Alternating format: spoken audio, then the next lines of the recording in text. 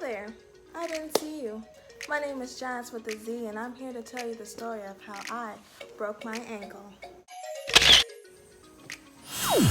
Hey guys, it's Jazz. I am here to tell you the fun and not so exciting story of how my ankle was broken a couple of weeks ago. So, the day is June the 27th, and once upon a time there was this girl who lived in the nice city of Speedway, Indiana. This girl had just got a very awesome bike. And this girl, okay, I can't do that anymore, sorry. It was me. I am this girl, Jazz. And the bike was a vintage Univega I had got the day before. So I was on my way home from taking it out on a spin, my third time riding the bike, second time that day. And I was on the sidewalk, but had to cross the street to get into my apartments. So I crossed the street, you do the whole thing, you look both ways. I was good, so I turned going west, and there was a car behind me, but there was some distance between, so it was safe for me to go out from the sidewalk and turn, and there was still enough distance there. So I turned. I'm going west to get to my apartments, which is literally, it was probably 15, maybe 20-ish feet from where I was at. And just to be safe, I don't know what made me do it, but I was riding my bike. I looked back and I saw that the car was pretty close. And I was like, he's going pretty fast. Hopefully he's gonna go around, because there's that center turn lane on the street. It's a one-way, but there's that turning lane in the middle, so you could go around. It wasn't no traffic or anything like that. So I look back again, and he's right there, or she, I don't know, it was a driver. The driver was right there with this car, and I'm like, I'm about to get hit. I'm really about to get hit. So fight or flight kicked in. I chose flight, thankfully, and the only thing I could think to do was to jump the curb to get out of the way.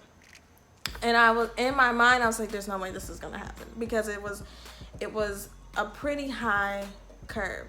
And my bike, which actually, it looks just like this, but it's blue, obviously. It's not black like this shirt, but it's a blue Univega vintage bike, 3-speed, nice bike like this. I wore this shirt on purpose for this video. But so I had to jump the curb. So I'm trying to jump this bike, which is it's a nice size bike. It's not like a BMX bike to do tricks or anything like that. So I'm like, I don't know how I'm gonna do this. I'm just not riding this bike. Okay. So I jumped the curb, which I did. But I ended up later on, I obviously know, my ankle was broken. So I'm not on the sidewalk. So it's the sidewalk, and then the grass, and then the curb, and then the street. So I'm on the grass part between the street and the curb. And then my bike is in the street and on the curb too, in the grass. And so everything at this point just went really, really, really fast. So at some point I remember oh my God, my ankle's broken. And then I look and I see my bike, and then the car keeps on going. And I was like, oh my God, it's not gonna stop. And I'm like, oh my gosh, my ankle. What is going on with this thing? Anyways, I don't know. So my ankle. And I am what am I going to do? So I'll pause the story here. So let's go back a little bit. So I was at a park concert, and with my dog, and we were there for a few hours. We were having a good time. We were playing good music. I had taken some pictures of my bike and my dog, and was just having a good time. And she was really tired. So we were just gonna go home. So I'm riding my bike on my way home. I had just got it the day before, like I said, and I've only ever ridden it with her because I wanted her to get used to riding the bike with me because we've never done it before. So we're riding home and I was like, oh, so I'm just gonna drop you off and I'm gonna drop you off at the apartment and then I'm just gonna take this bike around the park a couple, just a couple laps. I've never ridden it just by myself to like really go on this bike because we've been riding pretty slow, trying to get her used to it and not pull me around. So I take her out and I was like, I had a backpack with all my stuff in it. And then I'm like, I'm just going to the park. I'm not gonna need all this stuff. So I left it all. So back to me being on the sidewalk, I don't have my phone. I don't have my wallet. I don't have anything. Nothing at all. And I'm just thinking, what am I going to do? My ankle hurts. So then I look at my ankle and the way it hurt at the time, I thought it was just going to be just messed up, just in every direction you can think of. So I look down and I'm like, okay, it looks, it's still intact. So maybe I just really fell hard and it just hurts for a little bit.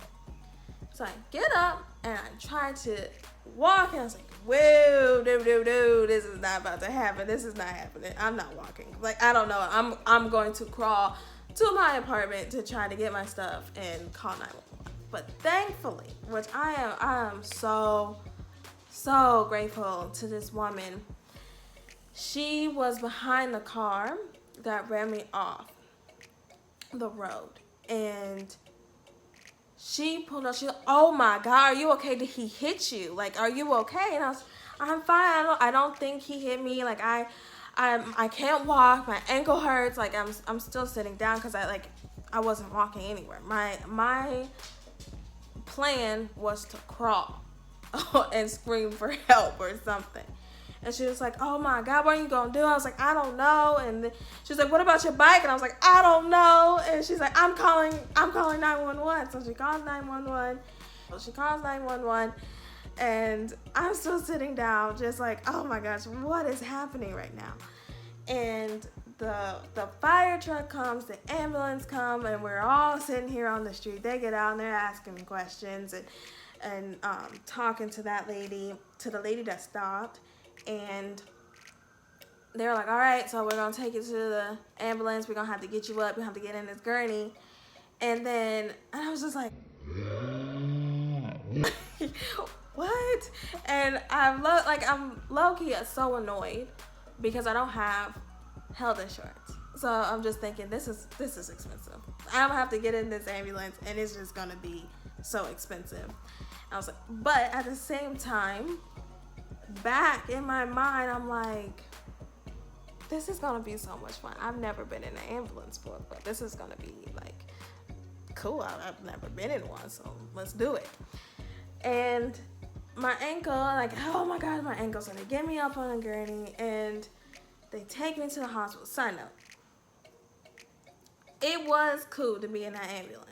However, that ambulance ride was $2,500, which I think I should get a discount for because they did not turn on the lights. They didn't drive fast. Like, I wanted the whole experience. If I'm gonna spend $2,500 to be taken to the hospital, like, you could turn on the lights or do something. Do something. Make me feel special. Like, this is the best $2,500 I've ever spent in my life.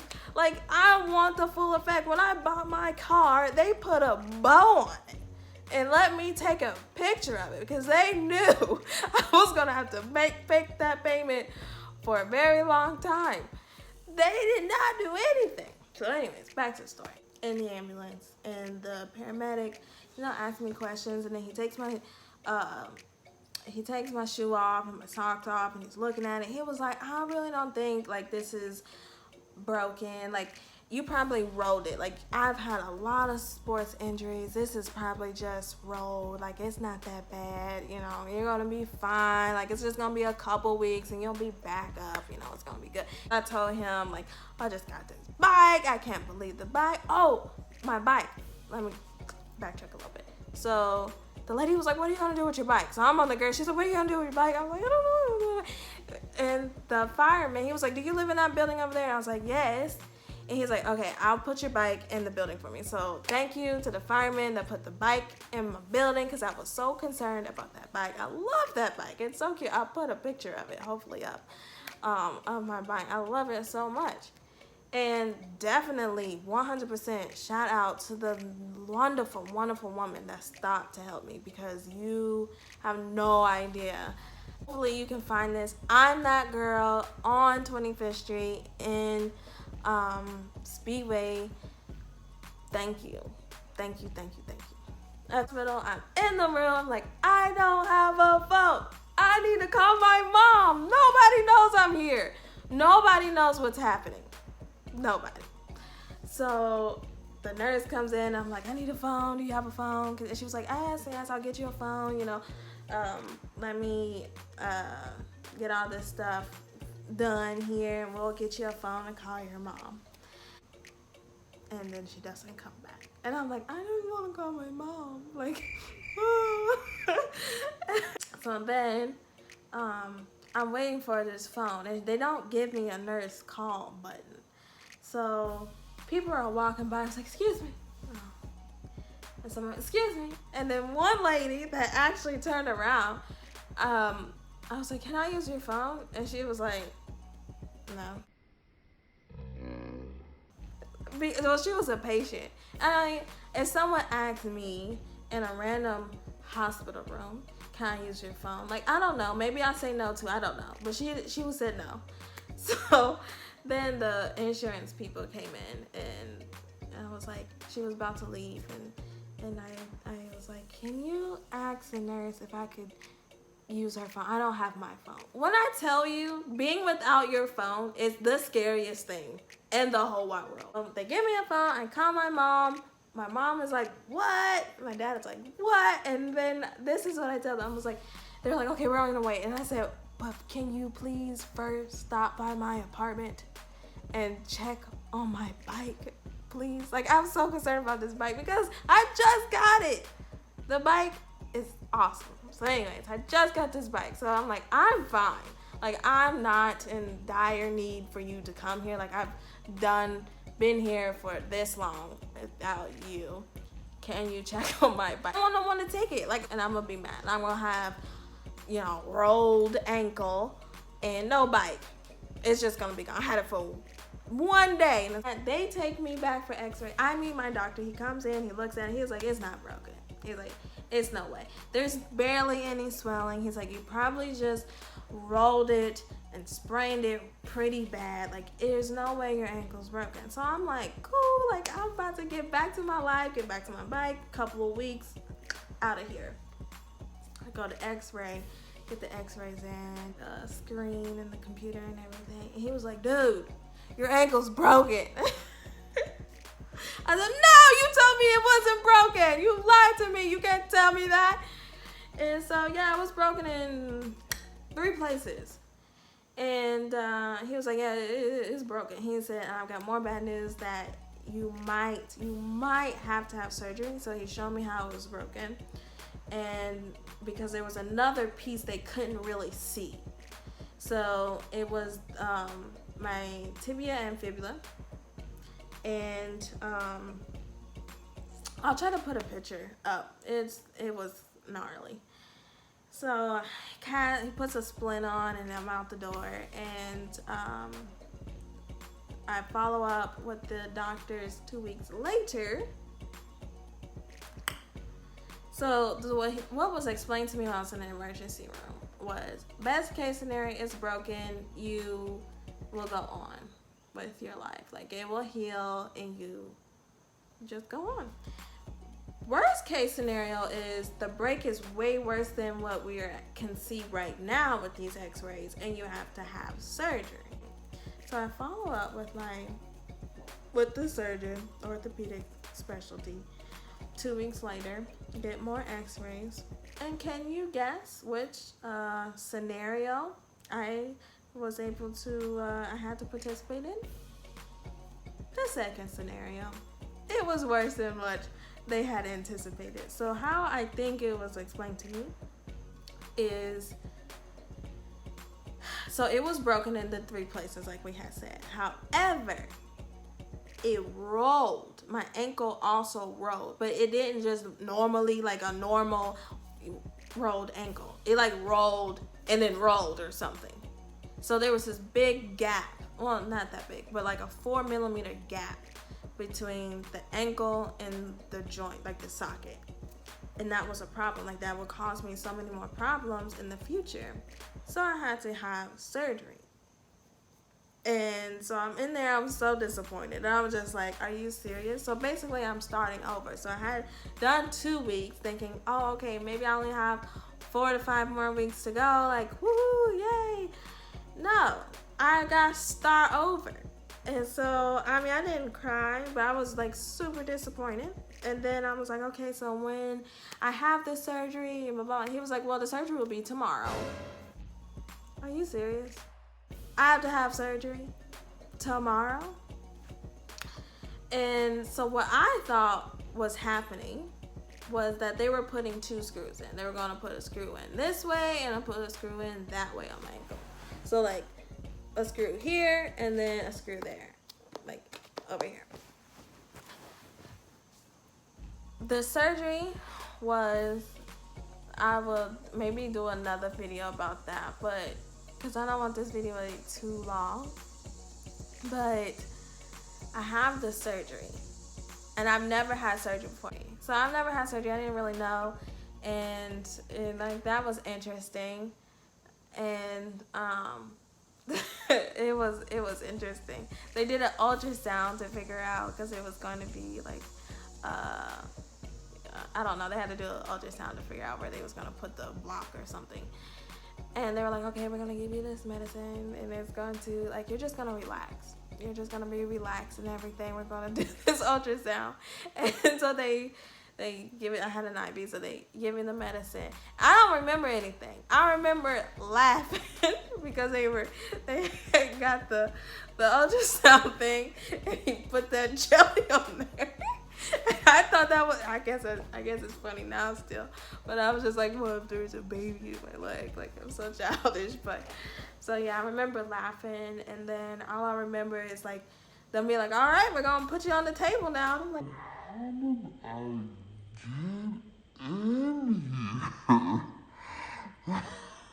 and then they I get on the table. And so I'm on the table and they lay me back and they're like, all right, so you're just gonna take some deep breaths. And they're like, take a deep breath in. And I was like, and I just breathe. And then I woke up. So I'm at home, and so the block that they talk about numbs your whole leg. So the anesthesia is wearing off. I'm a little nauseous now, but I'm like, dude, like this is gonna be so easy. This don't hurt. Like my whole leg is numb. Like I can go back to work, because I'm gonna have to, they told me I had to take the whole week. I'm like, I'm gonna be able to go back to work. Like it's just about to be nothing. Like this is gonna be easy. I can't feel my leg. There's no pain. I'm up. You know, my mom cooked me some food because I'm staying at my parents' house. And like, oh, it's gonna be gravy. And I'm like, what are they talking about? This is easy breezy cover girl right here. When I tell you, so the next day, like it was still numb. And the only thing I compare it to, like if you ever had a cavity done and they numb your mouth, like you can't feel that side of your face. It just, you know it's there, but you can't tell. So I know I have a leg because I can see it, but I can't feel it. And it was great. It felt nice. I was like, they had prescribed me medicine. I was like, I ain't gonna need that. I'm good. Like this is good. I'm good. Maybe I'll take a couple ibuprofen if it starts hurting. I'm fine. So I get up the next morning, my leg's still numb. I'm like, ugh, easy. So I make me some food. I'm doing everything. By the time I sit down, you can, like, it started tingling. So like back to like having the cavity done. you know it's wearing off when it starts to tingle. Like it's like you can just feel the tingling. So you're like, oh, it's about to come off. And I was like, well, perfect timing. I'm about to eat, take me a little medicine, be good. My leg went from 0 to 100. Like I could not even finish or eat my food. I was in so much pain. I'm like, Ma, the meatloaf. No, I'm just kidding. Ma.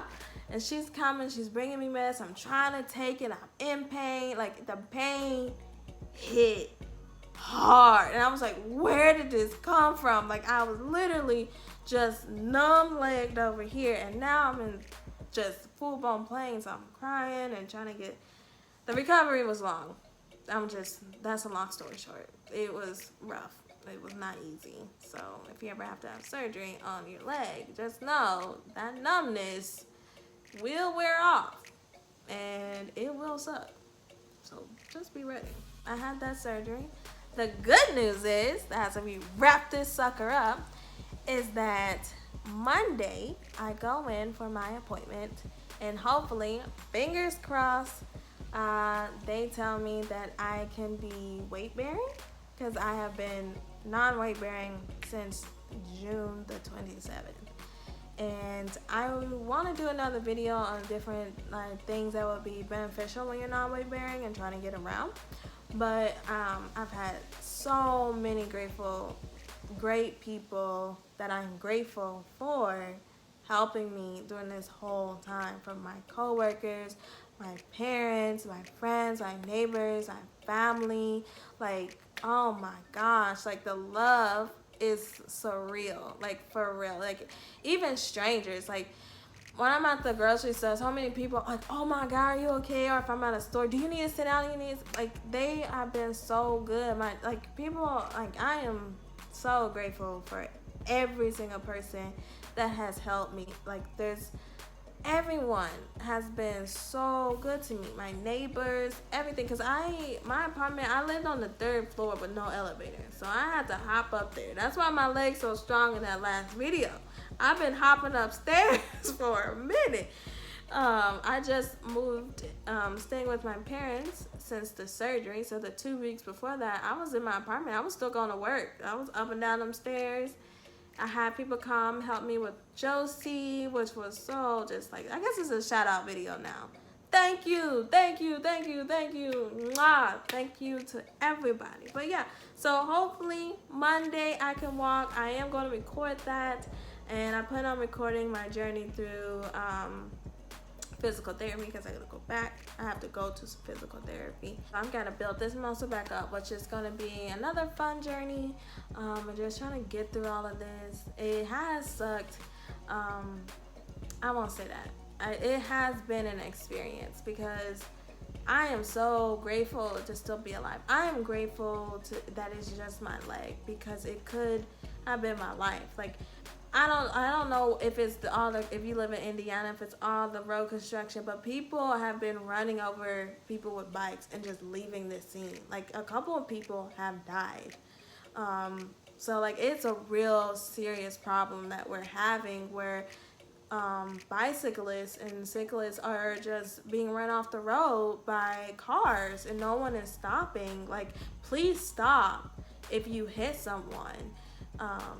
Like, they could really be hurt. Like, someone, right after my accident happened, my mom told me that this man, he died because he was hit by a car and they did not stop. Like, you maybe he could be alive, I don't know, but like, stop. Just stop. Go around the bicyclist. Go slower. I know it's like you might be in a rush to get somewhere, but this is someone's life. And it's wherever you gotta go, it's not that deep. It's not more important than somebody's life. And like even now, like somebody, like, you know, my whole summer has been dealing with this injury, but you know, compared to being dead or losing my life or like in a coma, like I could be way worse. Like it could have been way worse. So, you know, I'm incredibly thankful for that, but please, just slow down, watch for cyclists, watch for pedestrians, watch where you're driving, just Take your time. Put on some Sade or something in your car so you're not so hypeless. I don't know. Just please take your time driving around people, because things can change so quick. I mean, it could really change so quick. So, anyways, that's the end of my story. Thumbs up, please. I would appreciate it. Like I said, I've got some more videos planned for my YouTube channel, so please stay tuned and subscribe, and stay groovy. Have a good one.